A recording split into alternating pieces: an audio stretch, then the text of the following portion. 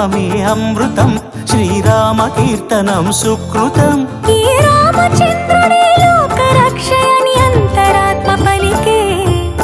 జగదానందకారక జయ జానకి ప్రాణనాయక, శుభ స్వాగతం ప్రియ పరిపాలక. జగదానందకారక జయ జానకి ప్రాణనాయక, శుభ స్వాగతం ప్రియ పరిపాలక. మంగళకరమౌ నీరాక, ధర్మానికి వేదిక అవుగాక, మా జీవనమేక పావనమౌగాక.